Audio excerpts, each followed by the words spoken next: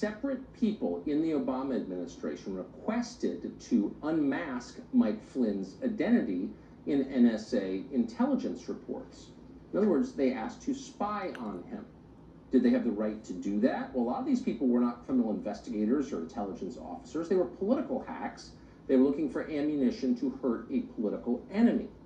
Now, that is the most obvious and ominous kind of abuse of power, the kind the media exist to police. The reason we have a free press is so they can push back against powerful people abusing their power. But they didn't. Today, after learning that, they were mad only because these revelations make the powerful look bad. Obamagate conspiracy theory that President Obama, Vice President Biden, and others were somehow involved in an illegal effort to target Flynn or something like that.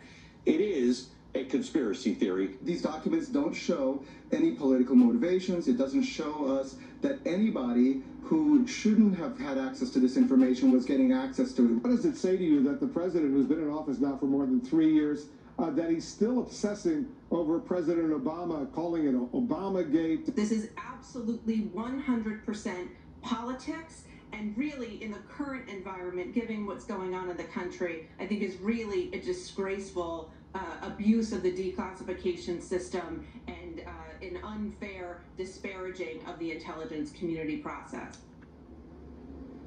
Been in media 29 years, never seen anything like this. By the way, as we said last night, and this is completely sincere, if the Trump administration did something like that to its political enemies, we would never defend that. That's a solemn promise. That is totally wrong. By the way, what's the next guy, whoever that person is, to occupy the Oval Office?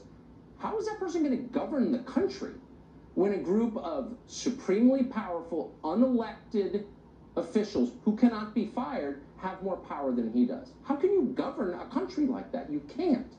And the press should be pushing back against it. That's the first thing they should do, regardless of partisan interest.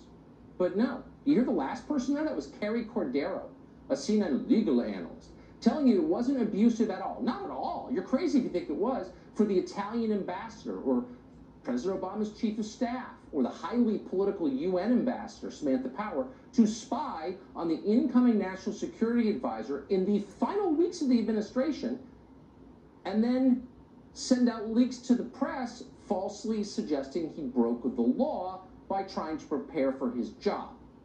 Yeah. Now, the real abuse they're telling you, you just heard it, is that the public now knows about it.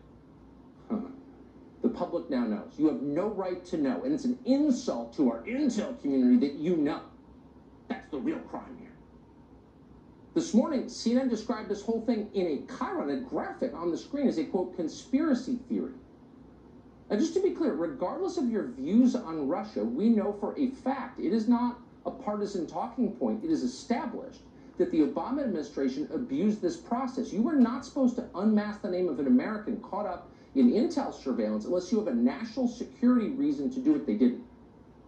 Then they took that information and they leaked it to the Washington Post, to David Ignatius, a columnist there. That's a felony. We still don't know who did it. Nobody seems to care. We should care. You can't crush people using classified information, and you definitely can't do it for political reasons, which they did, but the press doesn't care at all. They stopped caring about civil liberties a long time ago. Senator Rand Paul, to his credit, actually does care about civil liberties, and we're happy to have Senator Paul on tonight. I don't think I'm imagining this. Oh, by the way, we have not covered Mike Flynn very often on this show. I've never thought it was an especially interesting story. Now I do, because this is shocking. I mean, what's your take on this? Well, here's the thing, Tucker. I think it's worse than you can even imagine, and your viewers need to know that basically this is an end run on the Constitution.